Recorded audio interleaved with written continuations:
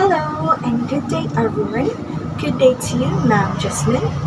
We are from PSED English T2 and we are from Group 6.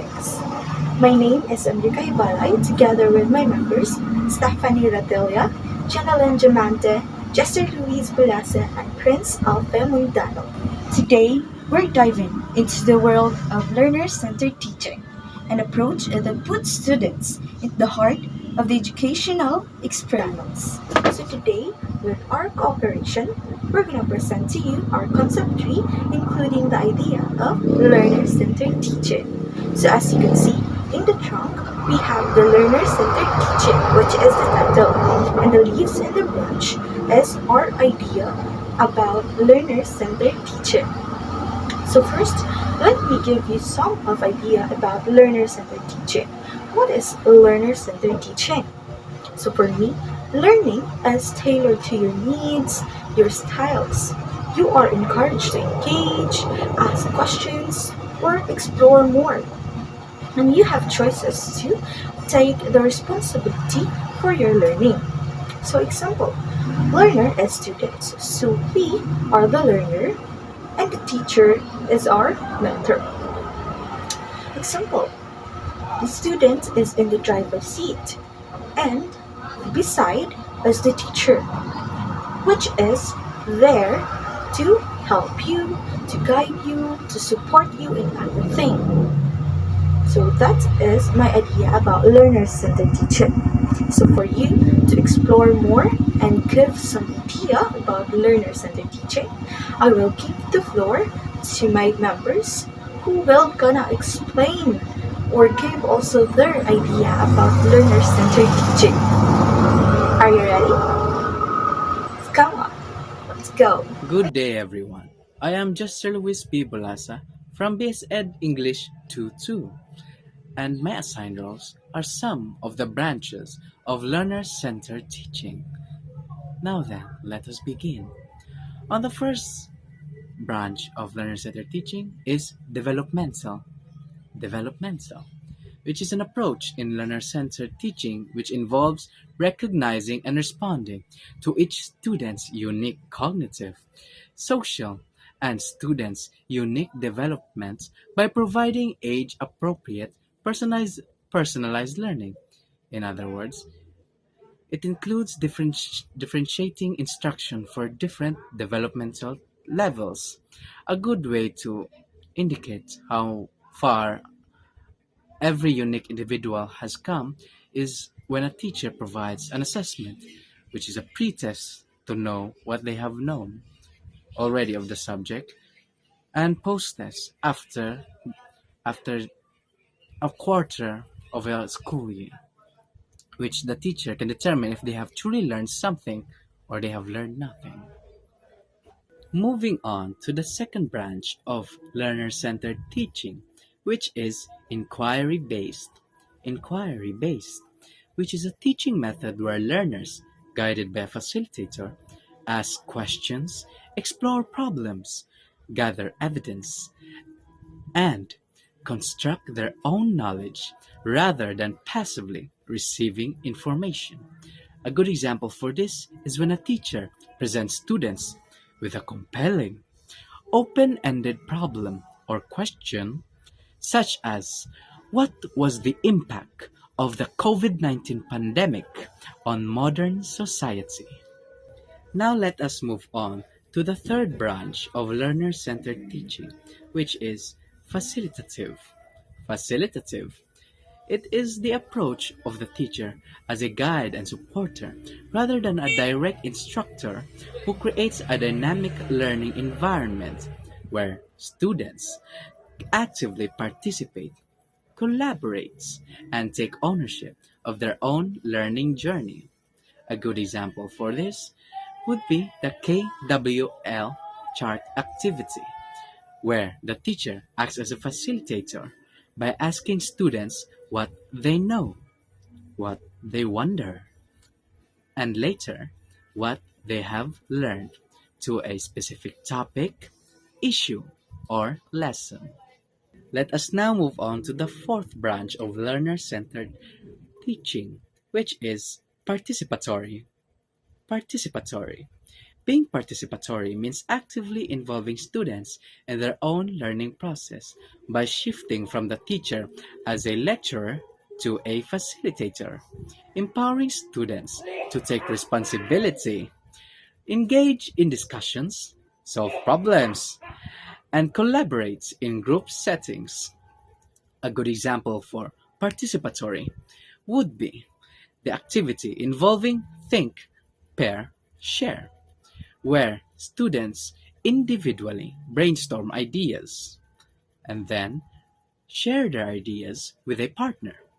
After that, they will share the collective thoughts with the class, actively involving them in the learning process by encouraging discussions, problem solving, and the development of their own questions and insights. Moving on to the fifth branch of learner centered teaching, which is learner driven.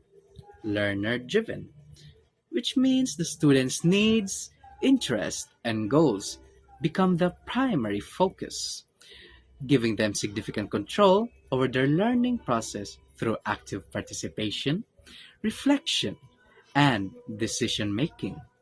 A good example for this would be a teacher giving them a general theme or real world problem, then allows students to determine the specific topics for their projects or research based on their own interests, fostering ownership and deeper engagement in the learning process. Hi everyone, this is Channeling P. Diamante. I'm going to share another 5 words that describe learner-centered teaching, in which we have first the word collaborative, that emphasizes teamwork and shared responsibilities, where students gather in a group, exchange ideas, solve problems, and build social skills.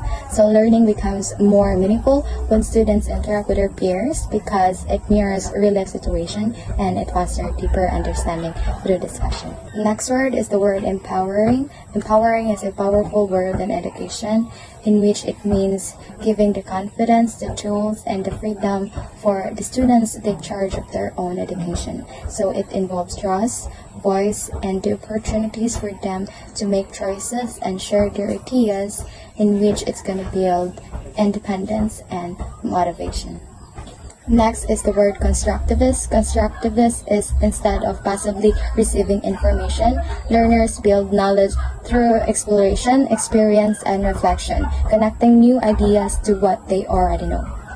Next is the word personalized. Personalized learning tailors education to individuals' needs, interests, strengths, and learning styles. It adapts pace and content to meet the students where they are, ensuring more relevant and effective learning experience.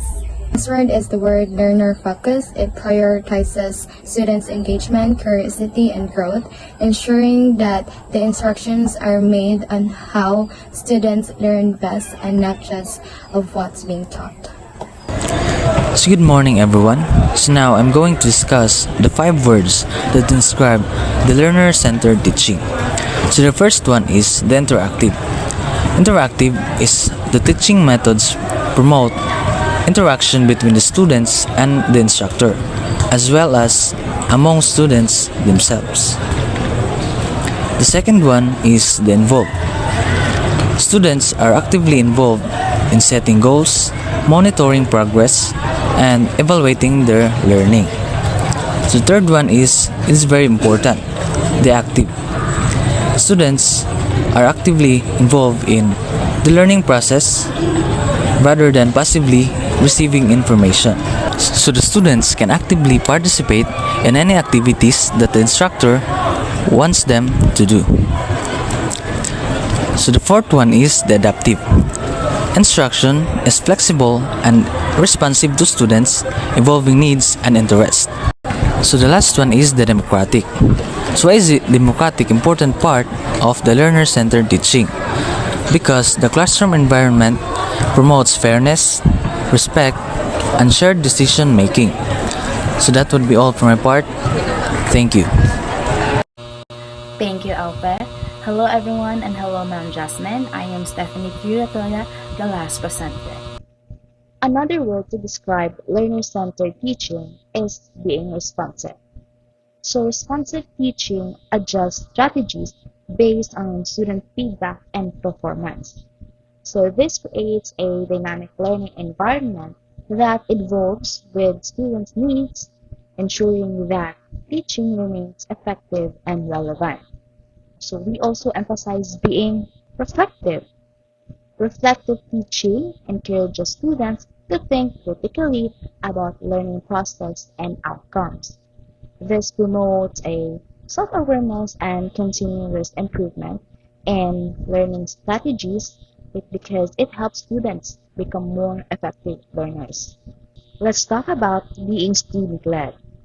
In a student-led environment, students play a significant role in directing their learning path. Instead of passively receiving information, they actively participate in shaping what and how they learn. This approach encourages autonomy, decision-making, and self-regulation. Students develop essential skills that prepare them for lifelong learning. Next up is flexibility. Learner-centered teaching uses adaptable methods and content to suit diverse students' needs and context. So this flexibility allows us for personalized learning experiences, accommodating different learning styles and ensuring that every student can succeed. And finally, we can consider being relevant. So when we say relevant learning, it experiences meaningful and connected to student lives, interests, and real-world applications. So this increases students' engagement and motivation by showing the practical value of what they are learning, making education more impactful. So those are the words that can describe learner-centered teaching.